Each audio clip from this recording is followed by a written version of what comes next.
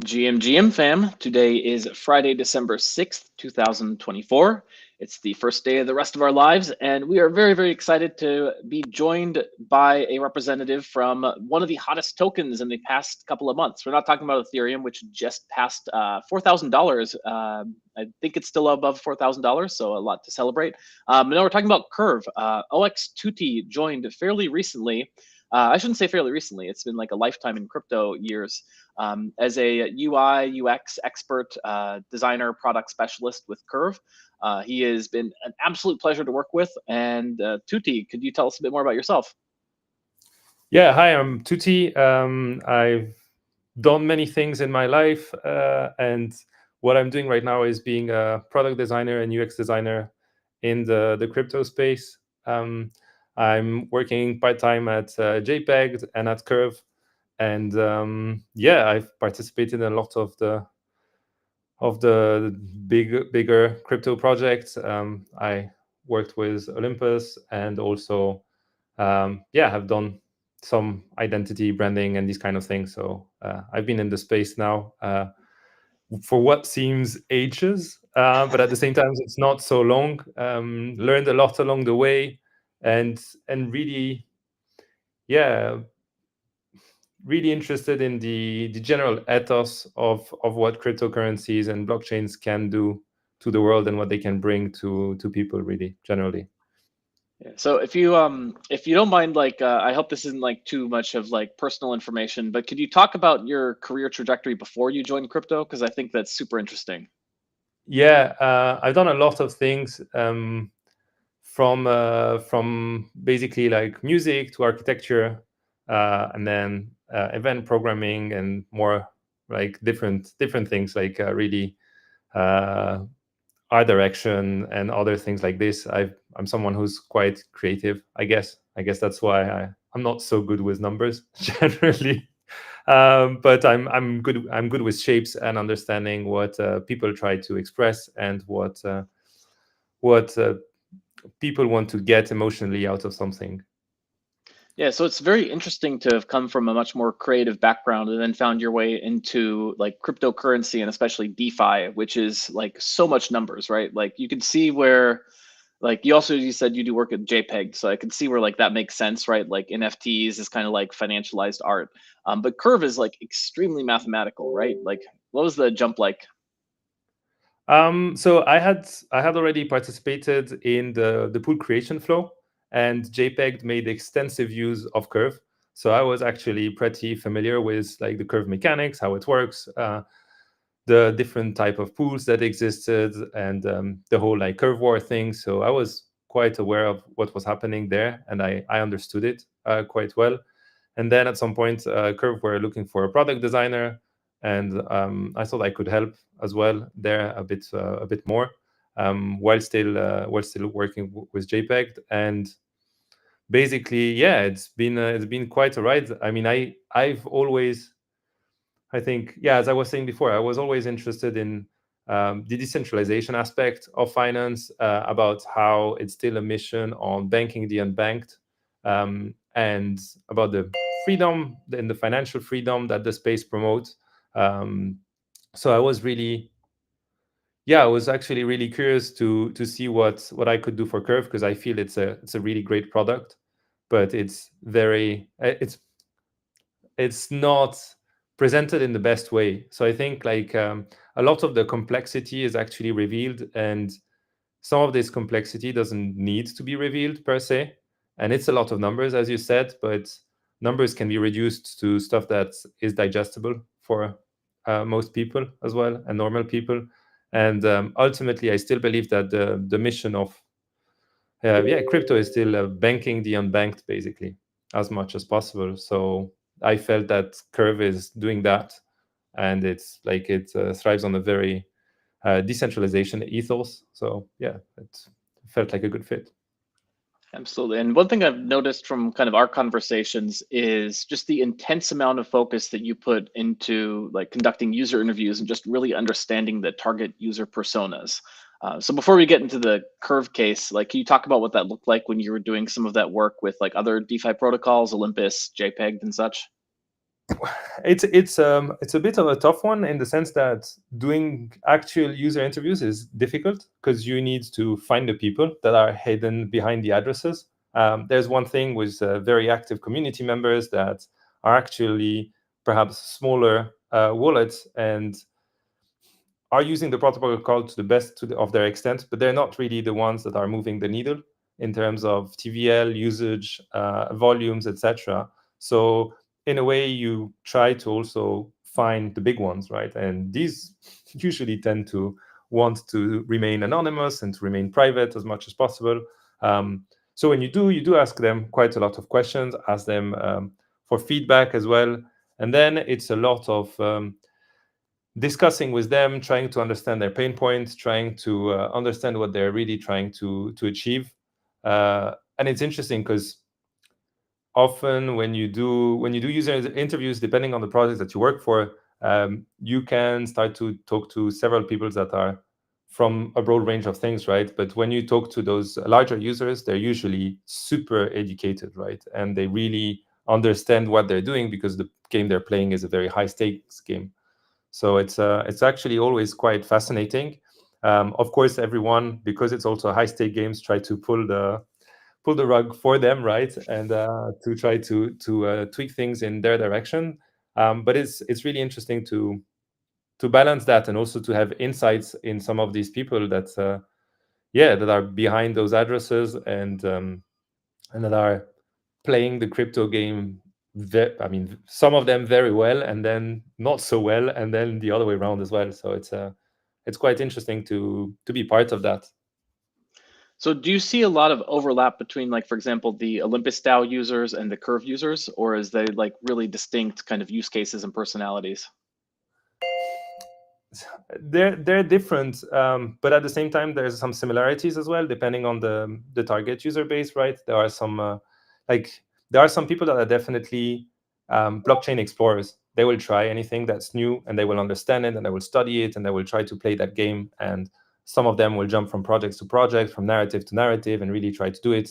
And then some others are more like passive users, and they just trust what's happening.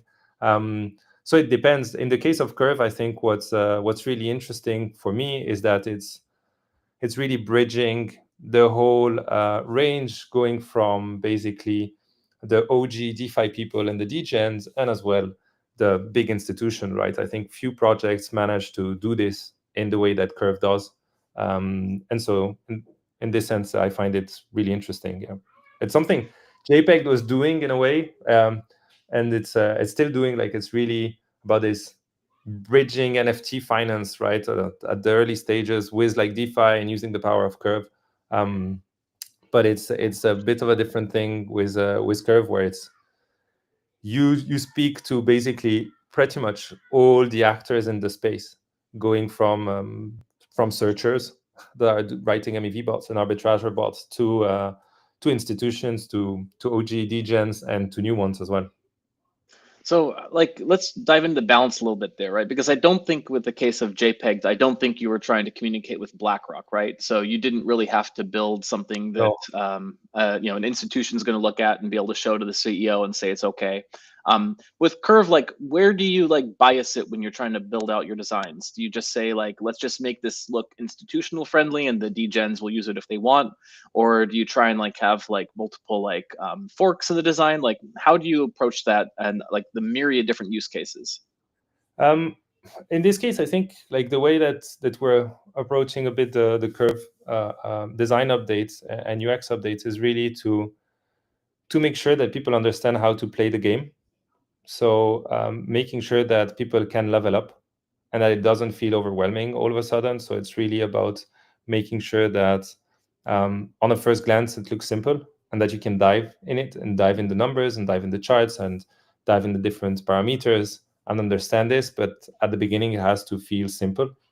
And I think like because when you talk about institutions, you basically have like the teams that are going to execute, and at the end you have like a C-level executive that probably doesn't even have a wallet, or if they do, they have it via a hedge fund or family office that is managing the funds for them, and they have to say yes, and they have to go to the app that you're building, and they have to feel confident that it looks good and that they have to feel that they understand it. So my take is really to build it a bit like a game in a way. So it's not like Super Mario Bros, but it's really like about how people can level up in it and level up their understanding of it. So it's not overwhelming, and that works, I think, for pretty much everything. But at the same time, experienced users should have the ability to also see what they want to see. Got it. So, like, when you joined Curve, like, I know that Curve has like historically been extremely dismissive of design and front end stuff. Like, you know, it's the only company I've ever seen where the logo was actually just a few lines of Python code. Like, there was no brand kit, there was none, like basically very little to work from. And like one of the things like find like interesting is like what's the Curve color scheme? Well, it's the entire full visible spectrum. Like when you step into a situation like that, like how long did it take to kind of get things under control and like figure out like how to unify things under like a more traditional, let's say, brand design? Well, we're still figuring it out, for sure. It's something that we're working on. It's a big challenge as well, because there's like a lot of emotions attached to what it was, what it is right now, and what it aims to be at the same time. So it's a lot of discussions. It's also very interesting to be one of the few non-designer person in the team, non-dev team, no, non-dev, sorry, person in the team. And yeah, it's also about um, evangelizing a bit how good design can impact our lives. I think we've all experienced all of a sudden using something and it just clicked and it made sense. And you didn't have to read the manual, you didn't have to do anything, and it just worked out. And this is basically the power of good design, right? It makes you understand stuff and makes it usable. It makes it feel also delightful to use. So that's a bit the things that I try to do, and it's like a step by step thing, because there's a lot, of course, to tackle, and it's I mean, I find it's really good. Like I haven't gotten any big pushbacks or anything, so it's all been really healthy discussions. Yeah, one of the reasons I'm excited to have you on like now as opposed to a few months ago is that like we're starting to see a lot of your design stuff finally trickling out into the public eye. 'Cause I feel like it kind of took some time to get integrated in the design process. Just by way of one example, like wanted to point to the newly kind of relaunched and revamped Curve news site, which is very extensively some of your design stuff, and it looks gorgeous. Could you talk a bit about like the process of both the design as well as like the general revamp of the Curve news site? Thank you. So yeah, it's part of I think a lot of the effort. Like I'm a true believer that you can build the best product, but if you don't say that you're actually if you don't share what you're actually doing and what you're actually building, then people still don't know about it. So like improving the communication was part of a team effort. And then for that as well, obviously we're in a highly media heavy culture, so having nice images is always something that attracts the eye and that makes it pop out.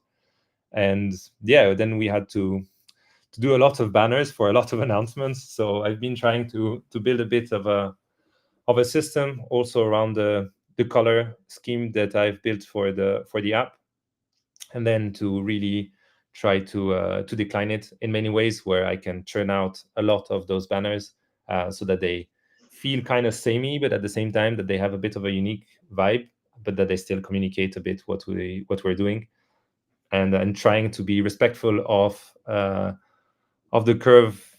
Yeah, perhaps not brand, but of the Curve like mindset, because as you said, the brand was very limited when I took over. It was really about OG computer graphics, and also yeah, computer generated logo with all the colors that you can imagine.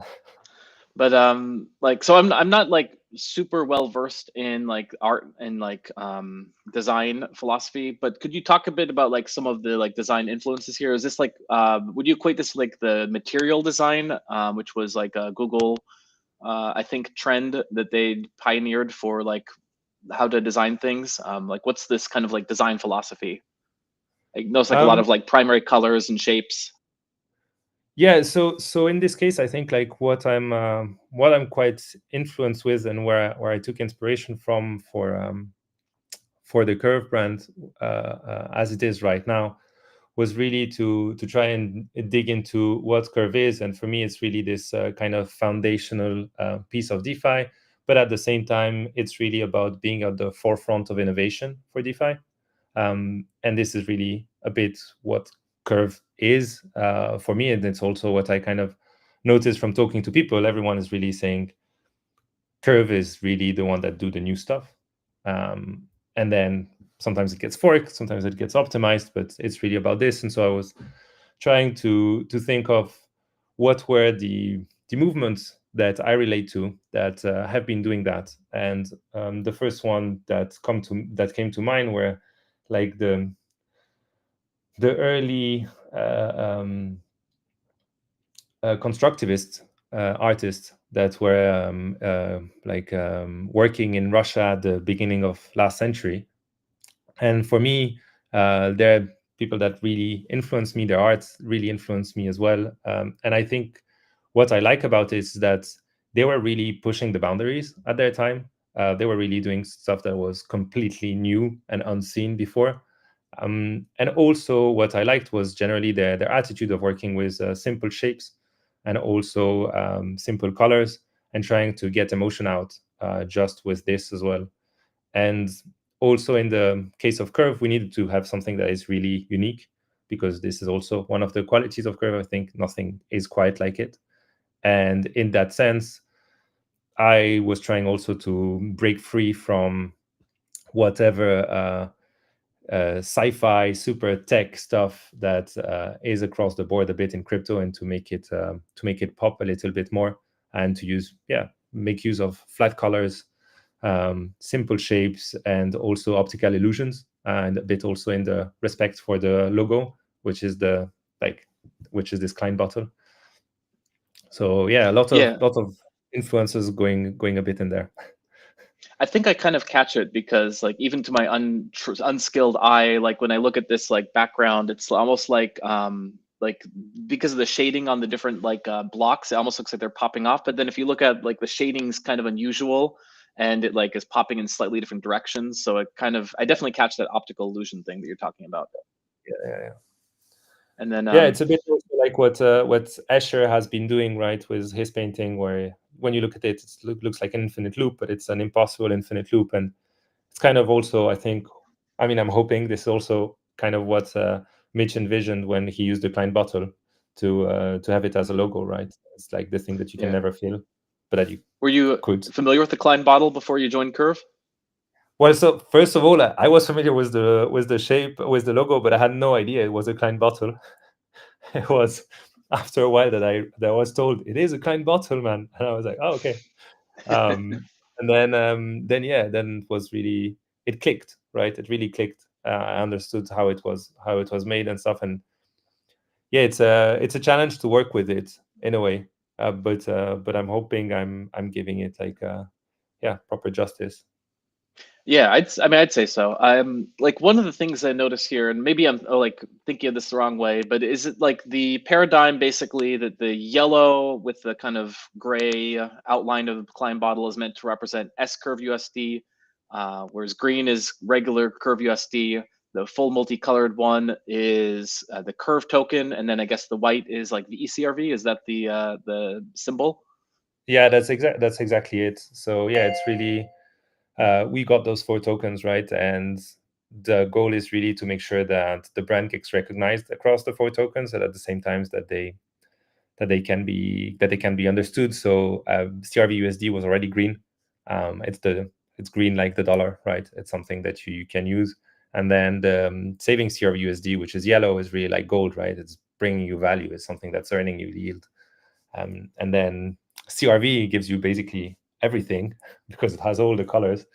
And VCRV was also already black and white, so I tried to make them consistent and to make sure that yeah, you can still see that they all come from the same place, but that you can also recognize them from afar. Um, so if you don't mind, like I'm gonna bring this up. It's not a critique because I actually thought it was brilliant. But you got a lot of attention for this one here, which was the two people adjacent to kind of a cylinder. I thought it was like really cool. But what was your thoughts on like that one? So, I mean, it's pretty easy, right? It's about a robot. Like this post is about how you can actually enable a Telegram bot to monitor your Llama land positions, and you get notifications if they get in a bad health, right? Or if you are close to getting liquidated, or if your collateral is being converted to CRV-USD while you're in the liquidation, in the collateral erosion zone. And yeah, so my inspiration here was the Rachel robot, from Blade Runner. So it's those two faces. So it's the I don't robot. watch a lot of movies, I'm afraid. I would recommend. It's a classic, Okay. All 80s right. All right. classic, 80s classic probably. And well, it's a thermometer because your health, like the lower it goes, Oh the yeah, redder it yeah. goes, right? So it's basically that, and then your CRV USD position on there. Well, I got a lot of It's attention, interesting. I so never, I'd I recommend. didn't see the phallus until people told me it's a phallus. I was like, yeah, well, you know, everyone interprets whatever they want to see when they look at something. So Well, the thing about it is, it's like it got a ton of attention, so that kind of stuff sells. So I'd recommend more like that for the sake of our bags. Um, Actually, I took some time to draw some lines on charts myself, and I noticed a little trend, which is if you look at the history of Curve, the price of the token has been down, down, down, down, down, and somewhere in the middle here, like around here, you joined, and all of a sudden things just skyrocketed. So obviously you're doing something right. yeah, no, I definitely am not going to take the credit for me. That's not something I will do. I think like was really ton of like market coincidences. But it's You, good to see you're too that modest. no, but it's good to see that people are now more aware of it and what's happening at Curve, because I think like a lot of this downtrend was also people just not being really clear with what was happening at Curve, and communicating well is really important. So yeah, I'm really happy to see that the efforts that goes into communicating, because I'm definitely not alone in this. I mostly do the banners and like suggest articles among other people who suggest articles, but then they get written and they get out, and that's actually what's really working. So yeah. Yeah. Let's talk about the Savings Curve USD page, because if I'm not mistaken, that's the first page that you kind of designed in its entirety that went live. And Savings Curve USD has been a huge success. It's past $20 million, which is about 25% of the Curve USD supply. And according to some stuff Mitch posted, it actually looks like it's starting to have like slight impacts on rates and stability, which is what it was set out to do. So, like, talk a bit about your thought process behind this. So this is kind of the first bit of the UI revamp that we're working on, and that was a bit the first item that got out. I mean, it's still not complete. There's still a lot that we want to get out, but it's for now it's a very simple deposit and withdraw UI. But really, I think what it will become is also one where you will have like more charts, you will have more information about saving CRV-USD, you will be able to see historical yields, you will be able to see quite a lot of stuff. And I think when it will be complete, it will be really, really good. But it's, yeah, I mean, like, this is not a really complex UI in the sense that it's a very, very simple one, but just to also try to suggest to users what they can do. So I have some ideas that are here, so that hopefully will see also the light of day on the deck side and on the lending part of the app. Just try to make things Hey, a bit more easy to understand for people who have no idea what it is. yeah, I know that you've been doing a lot of brainstorming and work on that. Could you talk through some of those ideas, or is it like alpha has to stay hidden? I'd rather surprise people. I think that's a bit more interesting in this sense, because design is also hit and miss. So it's really also about making sure that that yeah, we do things one step at a time. So the other item that was visible on the screen was the navigation update. So we revamped the navigation to make it we just moved buttons, right? But sometimes just moving buttons allow people to understand the hierarchy. And then the next bit of work that we're going to do and that we're currently doing is really on LlamaLand and CRV USD. So that is the next big thing. But even there, like because Curve has grown very complex, like I was looking at the UI from 4 years ago just the other day, and it was literally less than a dozen stablecoin pools. And back then it was pretty easy to tell the story, but now it's got so many different arms. Like organizing that hierarchy is a lot of work, and it's not strictly design work. Like there's a lot of just like basic logic that you have to unpack. And by the way, I'm posting a compliment on screen here from Cake Crusher, who was a guest a couple weeks ago. Himself and a lot of people really noticed and liked the new header.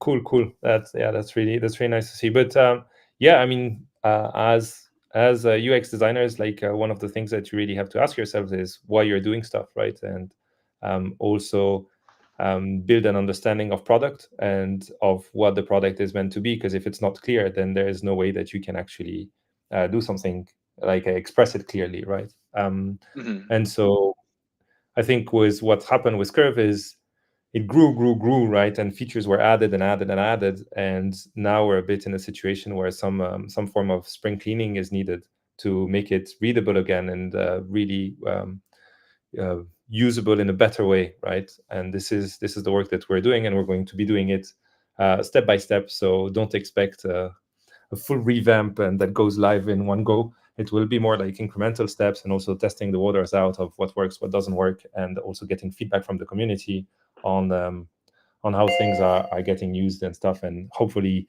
also the front end devs have been doing a fantastic work in making the app faster, snappier, all this kind of stuff. So it should be better. Like also one of the things that got out recently is the revamped DAO pages. So that is also now out. Yeah, let's That is pull that also up too. That really nice to is check it out. quite gorgeous. I'm like not afraid to talk about it too much because I think that it's like there hasn't been an official announcement of it made yet, so it might still be being reworked. No, it's being optimized and fixed a bit. It's a front end, right? There's always stuff that you can do, and it's designed. It's never finished. It's like front end. It's also never finished, but it's there. It's been in the wild now for a bit, and people can already use it. Uh, yeah, this is probably the alpha for the day, but people who have been using the app, they must have seen it. Hopefully they did. And yeah, so now finally we have governance pages, and you can track Curve governance directly from the app, and you don't have to rely on Curve monitors and others. Although uh, keep on using them because it's really important, I think, in especially in the case of Curve, that there are other projects that are definitely making sure that all the data that we display is correct, that are double checking it. So yeah, don't don't trust, verify always. Yeah, very much, very much. And well, by the way, big shout out to Just Jousting, who did a lot of the amazing work at Yes. hooking up that DAO page. I know that it was a lot of work behind the scenes. Is anyone who's used any of the various like Curve hubs and sites, Llama Air Force that allow you to like interact with it? It's a lot of work to like capture everything on the DAO page. So we'll have to get Just Jousting on now that that's live and get him to talk about the insights and how that worked. Yeah, that would be a good one. So let's get back to, you said LlamaLand is kind of the next big one in the pipeline, and trying to get some of your design thoughts and design like philosophies to revamp LlamaLand. Like what, Robo Odin's in the chats there, as everyone should be, by the way. Chats are open and streaming in live. So if you chat, we'll be taking all your questions. What are like some of the like considerations you're having as you're looking at revamping LlamaLand? Like who's the target user? What have the conversations you've had with target users looked like? There's So anything? the big thing I think for LlamaLand is it's the way I see it is fantastic technology. Like it's really really good tech. It's just not presented in a way that it's easy to digest.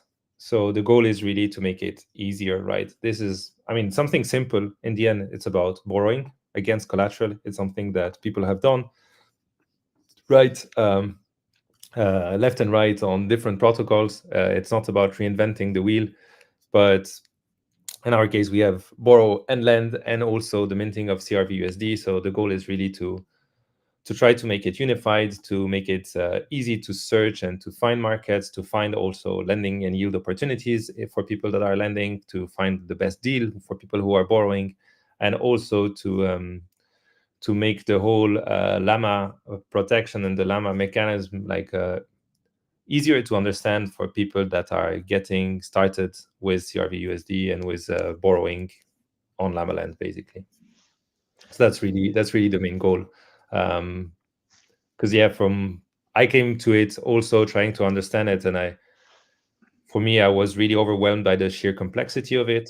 There was so much happening on the screen, and everything seemed like very important data. But at the same time, it felt that a lot of it was very, very advanced usage for people who understood the algorithms.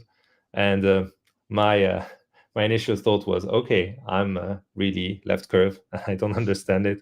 But then I realized that it's also important to make sure that, again, like it can be understood and people can level up. And for me, it felt more like I got to level 99 with the final boss. And what do I do now? And it's more Nice. about Yeah. making it so that you level 1 to 99. Yeah, one of the crazy things that I notice when I just look over it is, and my hunch is like Llama Land has like a lot of, let's call it like, maybe inefficiencies or like people like aren't understanding the message. But it took me a couple of clicks to show when I was just there. Let me bring it back up. Like the lending APRs you can get on this are kind of wild, right? Like it runs the gamut from if you're like willing to like supply to the S dollar or SUSDE type markets, like north of 50% APRs, all the way Yeah. down at the bottom end to like extremely low. And like the fact that like that's such a like crazy range just makes me think that there's like some massive inefficiencies. People aren't noticing the lending rates are there, or people aren't borrowing. So there's a lot of challenges in terms of like getting the usage. Like, any thoughts on how you're thinking through this? Well, there's a few things, right? One is making the product easier to understand. Like basically, things are expensive in crypto because they come with risk, right? So the cheaper something is, the less risk it has, basically. And so what I think is really important is to diminish the perception of risk as well on there. And risk is something that is highly emotional, and then the least you understand something, the more risky you find it. So it's about us really working on educating our community, our users, and making sure that the UI is easy to understand, right? That you understand what's happening and it doesn't feel like rocket science. At the same time, for advanced user, it's good also to have the feeling that you're actually in a rocket cockpit, right? And that you understand all the ins and outs of like your position and your Llama positions, that you can tweak everything that you want. So as I was saying at the beginning, like Curve really has to talk to all these extremes, right? And the design has to somehow be able to match the expectation of both sides. Yeah. Another interesting kind of UI challenge that I've noticed lately is that Curve had already launched officially on several different chains, and then even more recently, Curve launched Curve Lite, which allows anyone to permissionlessly like deploy Curve on their own chain. And as a result, like the list of chains that Curve supports now is huge. Is there a lot of thought to that in the design process, like how to design a more of a cross-chain experience, or is it just too technically complicated to kind of integrate all the different chains into one Uh, unified, like grand unifying it's UI? high on my wish list, but I think it's one of the big challenges of any DeFi front end, right? Is how do you present a good unified experience and at the same time keeping it decentralized, and at the same time making sure that uh, like that you get all the data right and present it in the best way. And when you use all those chains, then yeah, of course it comes with challenges. And in my view, I'm hoping for a future, not only for Curve, but generally for DeFi, where users don't even know what chain they're using, right? That's really what should be happening in my view. Hopefully this gets unified. I heard there were a few EIPs that should help with this as well and making this easier. Optimism in doing some stuff with their super chain as well, which I'm really curious to hear about. But yeah, ultimately, I'm hoping there will be a world where we get rid of the network selector forever, and it's gone. Nice, nice. It's a great dream. So, what are the biggest challenges that you see facing Curve, either from a UI or just more general strategic perspective? Um, I think I think Curve is very well positioned in the sense that the brand of Curve and the trust that people have in Curve is really big. The respect for it as well. I was really amazed to see that. Like I didn't expect it that much, and I feel that right now Curve is about this stage where it basically needs to tell the world what it has been doing for all this time, right? And how people have been using it as well. So it's really about communicating better, making it easier to understand, making sure that people can play all the different games and play Curve in all the different ways that it can be played, from the governance and the liquid lockers, and also like providing liquidity and getting boosts or getting vote incentives because you have liquid lockers and all these kind of things, right? So it's really about making sure that this is understood better, and it's not really about curve wars per se, but it's more like how we can make it so that people understand that curve can be used in a way where everyone wins in a way. And I think that's really a bit the biggest challenge that I see right now, but we're facing it one piece of code and one pixel at a time. Yeah. What about like beyond Curve, like DeFi and crypto more broadly? What do you like see trends in crypto? And where it might be going? I definitely don't think I have a crystal ball, so I don't know. My personal like what drives me, I think, is really this idea that we can build a financial system that is not like, or the rails for a financial system that is not the one that we have right now. It's a bit of a tough situation because at the same time we kind of want institution to come in because they are the big liquidity, right? They are the ones that kind of are needed to actually um, get a mass adoption. But at the same time, I think we should be wary to make sure that this whole thing just doesn't become the thing that we've built before, just on chain. That would be really, really a shame. So that is one of the biggest challenges I see, is how do we keep the values and the initial intentions there as we all keep on building like this whole infrastructure. Yeah. Do you think crypto is actually fulfilling this? Because that's also one of the things that brought me to crypto. As far as back as like Bitcoin, the idea of like being able to like be this global currency and like that's the dream. And then when I see like especially like in the bear market, like just like the meme coin flipping and stuff like that, I feel like we've strayed somehow. I wouldn't say we strayed in the end. It's an expression of humanity, right? And humans will do human things. They will gamble, they will they will steal, they will also do beautiful things, right? And try to do good. So I think it's a mixed bag. I think it's kind of to be expected. But I must say, I still always, like, every time I pass in front of a Western Union shop, right? I'm like, they are thieves, right? They're literally stealing money from people because they definitely could use crypto to actually send money to their loved ones wherever they are and not have to pay the outrageous fees that they are paying to Western Union and such things. So yeah, it's a bit of a mixed bag. Like, I don't know, are we winning? I have no idea. The Yeah, the best that I can do is try to participate in making sure that we win somehow. I have a bit of a background in an association and in more uh, lefty side of things, right? And anti-capitalism. And yeah, I think like this is what crypto is trying to do. So hopefully we don't stray away too far. But were the memes a good thing? I have no idea. Like, I have no idea. I don't think I can judge. Like, is gambling a good thing? Like, also, you said at the beginning, like ETH reached 4K. I mean, that's fantastic.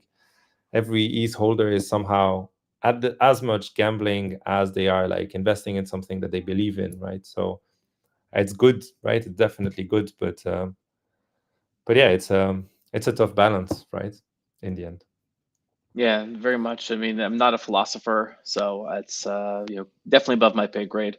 I know I want to be super respectful of your time because I know that you've had like a ton of meetings lately and are probably super exhausted. But is there anything else that you just kind of like to discuss or like get out there? No, I don't think there's anything specific. Yeah, I'm just hoping that that I can, yeah, add a brick to the whole edifice that we're doing, right? That we're all building as DeFi builders and people in the space. Oh, absolutely. I mean, you very much made an amazing impact so far within Curve as well as within JPEG. So it's I know you've been working incredibly hard. So it's just been very exciting for me to finally see some of it trickling out in public and getting some good responses. Cool, thank you. Yeah, it felt good. Not gonna lie.